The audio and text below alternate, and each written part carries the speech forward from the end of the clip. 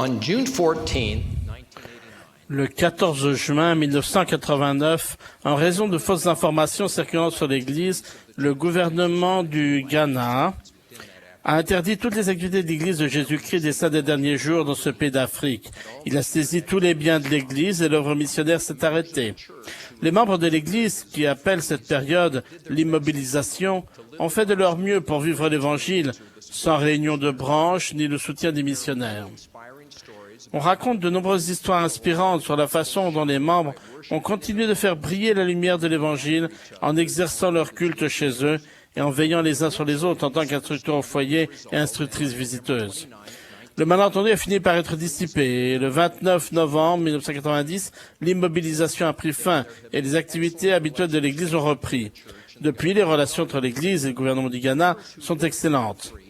Les membres qui ont vécu pendant l'immobilisation ne manquent pas de faire remarquer les bénédictions qui ont résulté de cette période inhabituelle. La foi de nombreuses personnes a été fortifiée par l'adversité. L'immobilisation a aussi été la source d'un bienfait qui est survenu de façon inhabituelle. Nicolas Ofonsu, aîné, jeune policier, avait été chargé de garder un lieu de culte de l'Église pendant l'immobilisation. Il avait la responsabilité de surveiller le bâtiment la nuit. La première fois que Nicolas est arrivé au lieu de culte, il a vu des objets éparpillés, des papiers, des livres et des meubles dans tous les sens. Au milieu de ce désordre, il a vu un exemplaire du livre de Mormon. Il a essayé de ne pas y prêter attention parce qu'on lui avait dit qu'il était malfaisant, mais il s'est senti étrangement attiré par lui. Finalement, il n'a pas pu ignorer le livre plus longtemps. Il l'a ramassé et il s'est senti poussé à commencer à le lire. Il a lu toute la nuit, le visage baigné de larmes. La première fois qu'il l'a pris, il a lu la totalité du premier livre de Néphi. La deuxième fois, il a lu le deuxième livre de Néphi. Quand il est arrivé à deuxième Néphi, chapitre 25, il a lu ce qui suit. Et nous parlons du Christ. Nous nous réjouissons dans le Christ. Nous prêchons le Christ. Nous prophétisons concernant le Christ.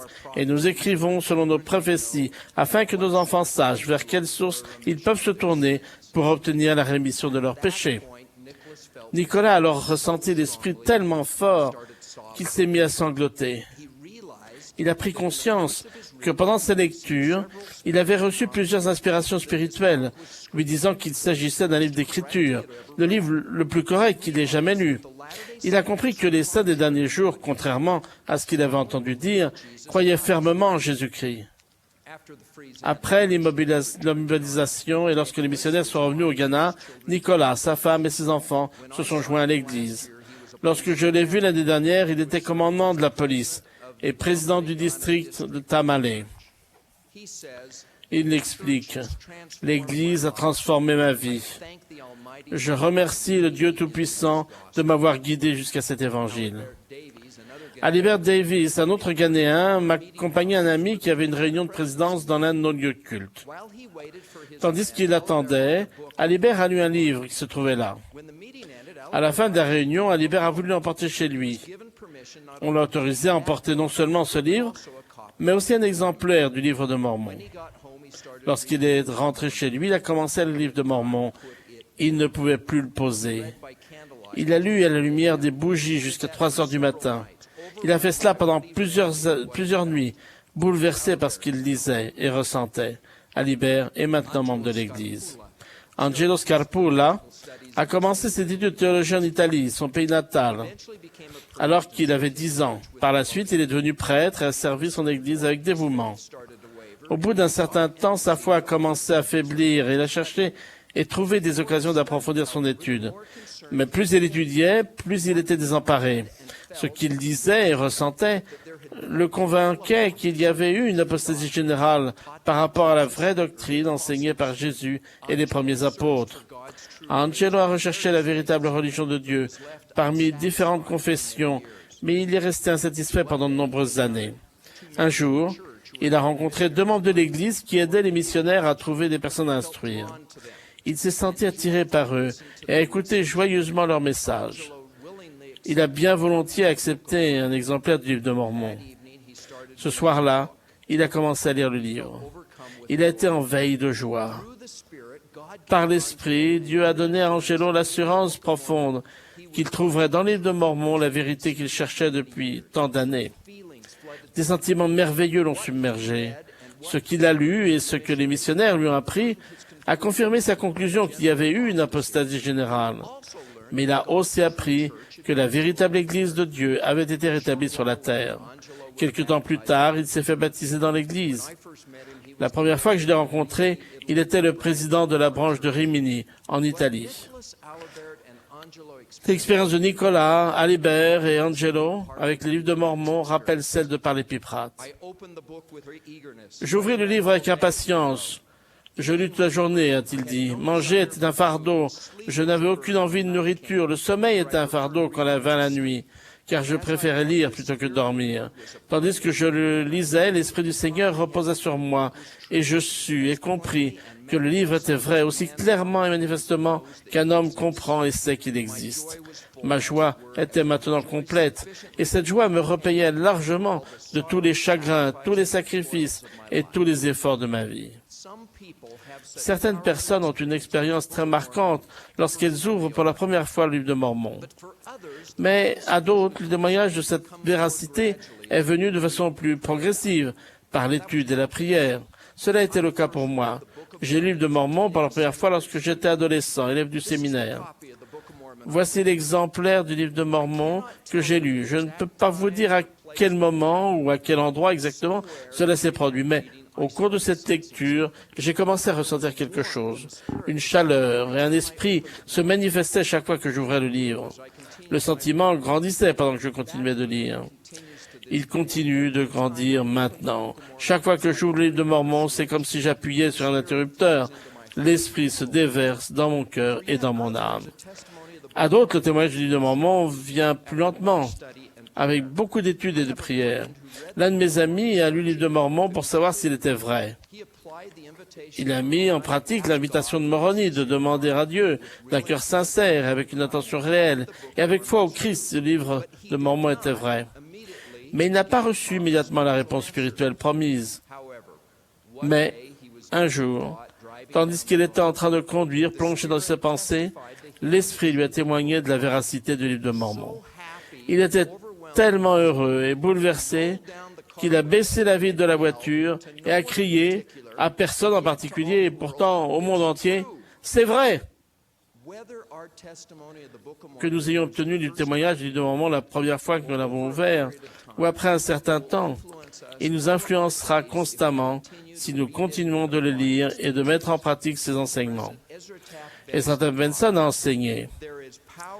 Ce livre est d'une puissance qui envahit notre vie dès que nous commençons à l'étudier sérieusement.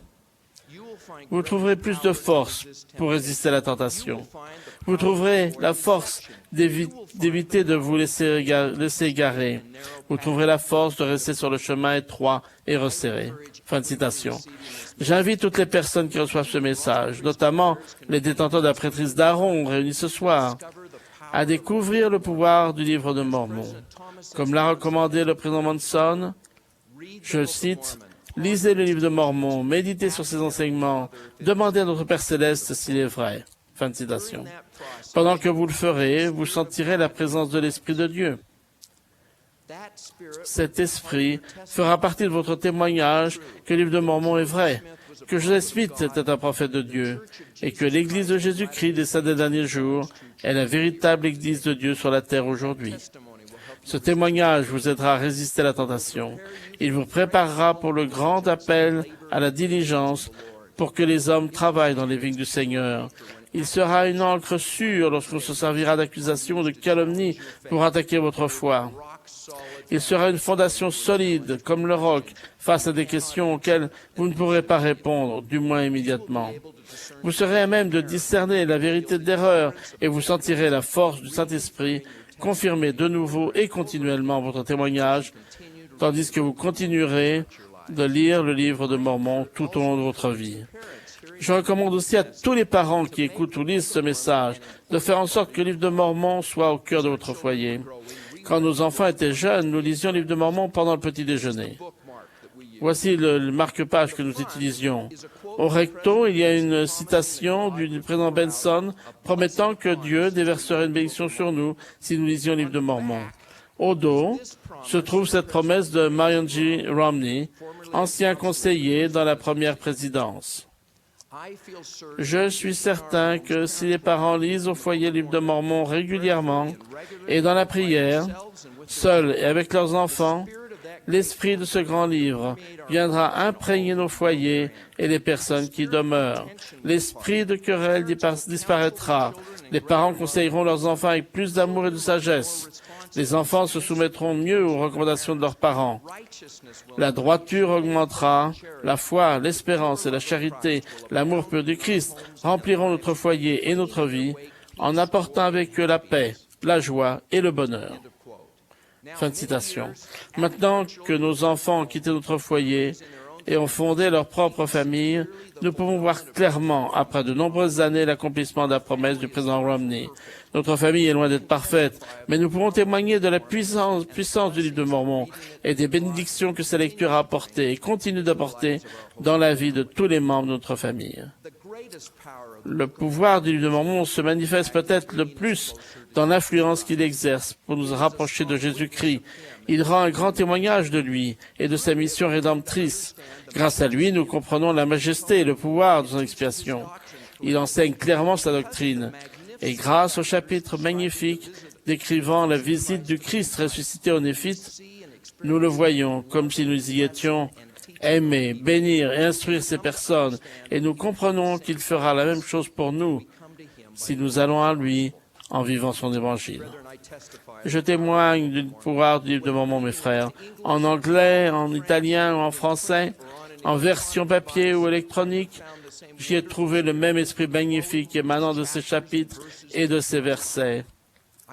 Je témoigne de sa capacité de nous aider à nous rapprocher du Christ. Je prie au nom de Jésus-Christ. Amen.